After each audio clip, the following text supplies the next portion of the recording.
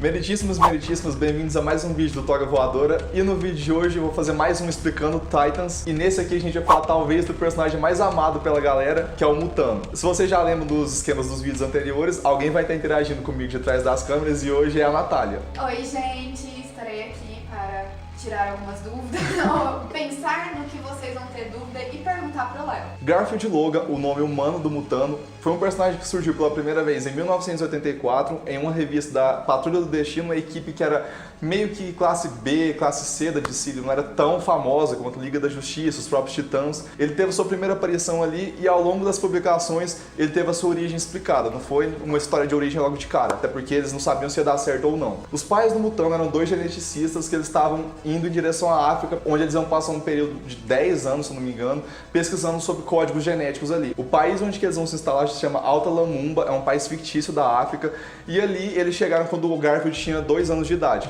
E eles permaneciam ali fazendo suas pesquisas, e os pais do Mutano, então, tinham um parceiro chamado Samuel Register, ele estava ali para apoiar eles na pesquisa, só que ele não gostava muito do Garfield, porque ele não curtia a ideia de uma criança estar ali no meio do campo de pesquisa e tal, fazendo bagunça. Uma pessoa sensata, né? Sim. Até que chegou um dia que ele teve uma discussão com a mãe do Mutano, ela apela, pega o seu filho e sai do laboratório e fala, vou arrumar meu carro ali. Ela sai com um Jeep e fala que vai trocar o óleo dele ali na parte de fora do laboratório. E o Mutano fica ali, brincando ali perto, até que ele escuta um barulho numa árvore e ele vai ver o que que é. E quando o Mutano se aproxima dessa árvore, ouvindo esse barulho aí, ele vê um macaco verde grande pra caramba saindo de lá e atacando ele. Esse macaco é de uma espécie extremamente rara, que não existe no mundo real, e ele transmite uma doença chamada Sakut, chamada de febre verde, que acabou contaminando o Mutano. E diziam ali as pesquisas na região que quem contraísse a febre verde morreria em 48 horas. Então o Mutano, ele tava ali correndo risco de morte iminente, ele já era um caso perdido. Então, isso ele com 2 anos de idade. Sim. Aí essa é a diferença da série, né? Ele contrai essa gripe, mas... E... febre, aliás, mas ele já tá mais velho. Sim, e aparentemente os pais dele já estavam mortos. Aqui nessa parte da história das HQs, os pais dele estão vivos. Inclusive é o pai dele que o salva utilizando o equipamento que ele tinha acabado de criar e não tinha sido testado ainda, que era um separador genético. Era uma coisa totalmente experimental e ele usa no DNA do filho. Acaba que o Mutano não morre, eles conseguem curar ele da febre, só que a pele dele fica totalmente verde, o cabelo muda de cor também, os olhos, ele começa a ter garras saindo das mãos, os dentes dele ficam mais afiados e com o tempo eles vão descobrir que tem um outro elemento que é o que vocês conhecem, o Mutano aí. Que isso nos leva diretamente para sua primeira transformação. Em um dia, a mãe dele estava ali tentando se adaptar com seu novo filho verde, ela estava aos redores do laboratório também, até que uma serpente cerca ela e ameaça dar o bote. Ela cai em um buraco e fica encurralada pelo animal, e o Mutano vê a mãe em perigo, ele sai correndo em direção ao lugar, até que de repente ele perde a consciência. E acaba que, para salvar a mãe, o instinto dele foi se tornar um animal que caçava as cobras ali na região, que é uma suricata, o animal que faz o Timão e Pumba, e ele ataca a cobra e salva a mãe dele. Então essa foi a primeira transformação registrada do Mutano, e a partir daí na região ele fica meio famoso como o menino que se transforma em animal, só que ele não era conhecido pela grande mídia ainda. Até que chega um ponto de que os pais dele morrem num acidente de barco. Eu não sei até que ponto que vão explorar isso na série, porque aparentemente só vão falar que os pais dele estão mortos, mas nas HQs isso é importante, porque o Garfield então passa a ser criado por um chefe de uma tribo local, o Rei Tawaba, que era melhor amigo do pai dele, e acaba adotando ele como seu filho, porque ele fez uma promessa de que ia cuidar do Garfield caso alguma coisa acontecesse com os pais dele, e eles vivem bem ali na tribo, o Garfield consegue se enturmar, até que o curandeiro dessa tribo, ele começa a ter uma certa rixa com o Garfield ali, porque ele não gosta da ideia de ter um ser humano que se transforma em animal, uma coisa meio que tem uma ligação com a religião deles, porque na África as religiões envolvem muitos animais, seres humanos que viram animais, então são deuses, e eles não curtem muito essa ideia do Mutano tá ali. Pois é, assim, pra um xamã, eu acho que não seria um xamã, mas uma coisa perto disso, chegar alguém que encarna um animal é uma concorrência bem desleal, né? Pois é. Até que chega ao ponto que ele contrata 2 mercenários para matarem o Garfield. Só que durante a missão desses dois de raptar e matar o Garfield, ele se transforma e eles veem um potencial muito grande de usar ele nos seus roubos. Então o que eles fazem? Ao invés de matar ele, eles pegam ele e vão pra América e falam, esse menino aqui é nosso agora, a gente vai fazer o que quiser com ele, a gente vai usar ele para roubar todo tipo de coisa que a gente quiser, porque ele vira qualquer animal em tese, velho. Então, muito valioso. Só que esses 2 mercenários estavam sendo caçados por membros da Patrulha do Destino, e quando eles chegam na América com o Garfield, eles são interceptados pelo Steve Dayton e a Rita Farr, 2 membros da Patrulha do Destino, que salvam o Garfield e acabam adotando ele para fazer parte da equipe. No começo ele se chama Menino Fera, inclusive nas primeiras publicações aí no Brasil ele sai com esse nome. Essa entrada de um integrante jovem na equipe revigorou a patrulha e começou a fazer certo sucesso. Só que como já tinha uma equipe de jovens super-heróis, é claro que com o tempo o Mutano ia integrar os Jovens Titãs, ainda sem o nome Mutano. E a primeira versão dos Titãs que o Mutano faz parte, ainda como Menino Fera, são os Jovens Titãs do Oeste, uma subdivisão dos Jovens Titãs que atuava. Eles se dividiam em regiões, então fica uma equipe aqui, outra ali.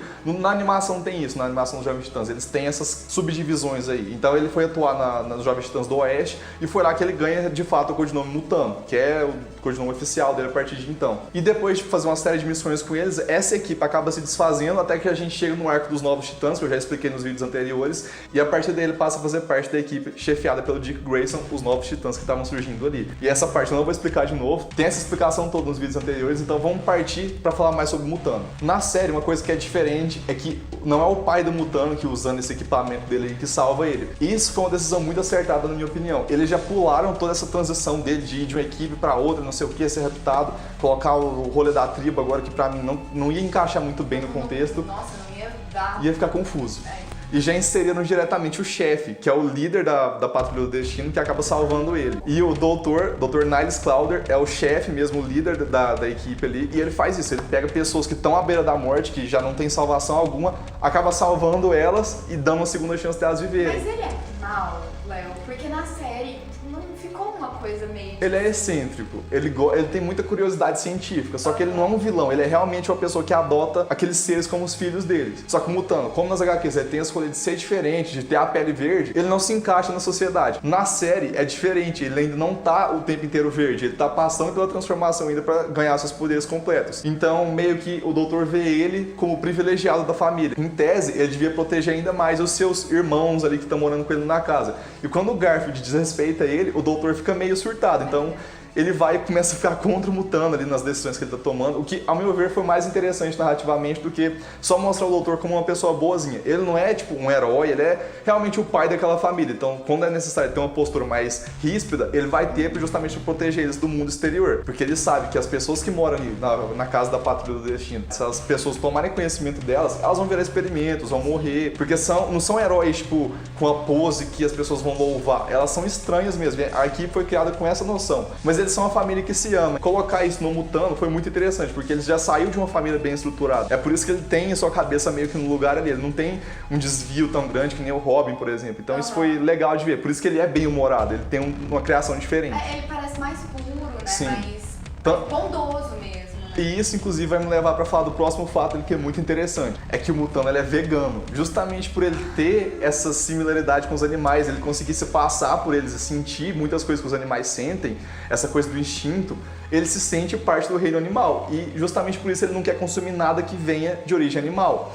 Então ele respeita extremamente a natureza e ele abdica de tudo isso. Então por isso que ele não é só vegetariano, ele é vegano de fato. É uma coisa interessante pensar. Mas você acha que isso foi mostrado na série? Foi. Inclusive, tem uma piada que a Stellar faz sobre ele pedir coisas veganas na parte que eles estão no trem. É interessante ver, porque tem um motivo dele estar assim, porque ele sente o que os animais sentem. Então é uma mensagem que é transmitida pelo personagem que eu acho muito interessante. Bom, então vamos falar um pouco dos poderes do Garfield. Ele não tem só o poder de se transformar em qualquer animal registrado pela ciência atualmente. Ele pode se transformar em qualquer animal que já existiu nesse planeta.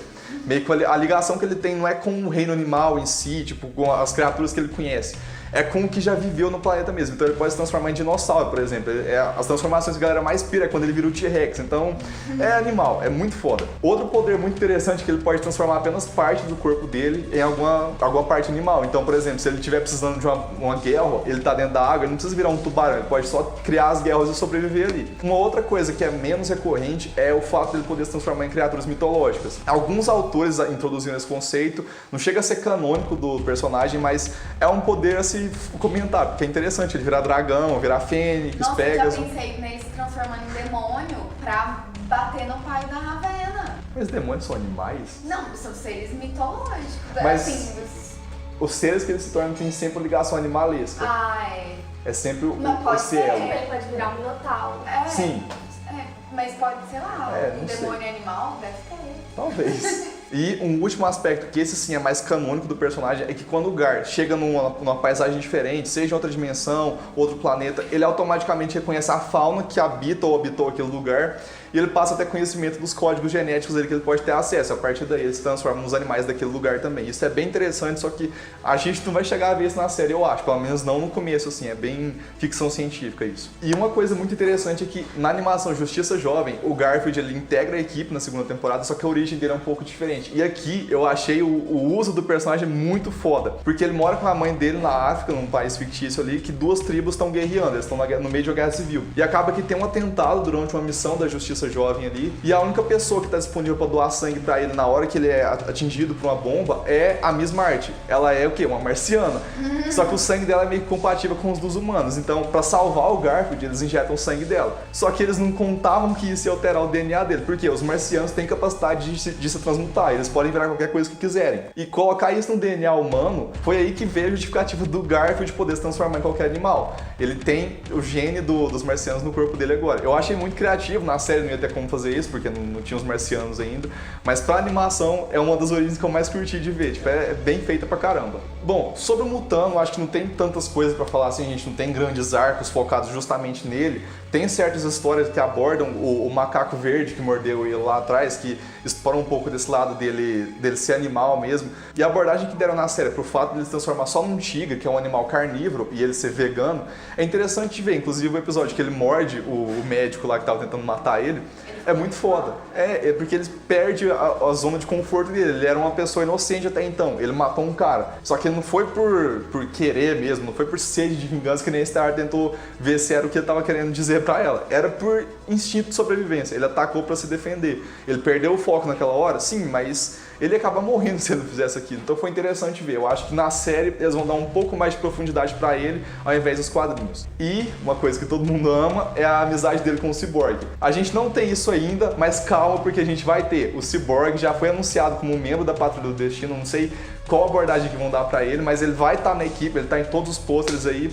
E, eventualmente, é claro que ele vai fazer parte dos Titãs. Isso é quase certeza já, tipo, não tem como não fazer parte, eles estão no mesmo universo. Então, esperem que lá pra terceira, até no final da segunda, a gente vai ter a interação deles aí. Bom, se vocês gostaram do vídeo, deixa um like, deixa nos seus comentários aí o que vocês acharam desse universo do Mutano aí, dos poderes dele, que são bem interessantes. O que vocês acharam dele na série? Vocês acharam fiel? O visual agradou ou não? Vocês acham que o fato de ele não ser verde atrapalhou de alguma forma Não, aí? de forma alguma, né? Porque com baixo orçamento, ele Exato. com a pele inteira verde, só o cabelo já tava estranho, né? Porque parecia quando você pinta de spray de carnaval. Isso. E é interessante ver que ele só fica verde quando ele tá usando os instintos dele. Então, eu acho que foi uma saída inteligente. Foi uma saída boa. Bom, então, se inscrevam no canal, ative o sininho para receber notificações dos próximos vídeos. E ainda vai ter mais vídeos sobre Titans aqui no canal. Ei! Tchau! Tchau!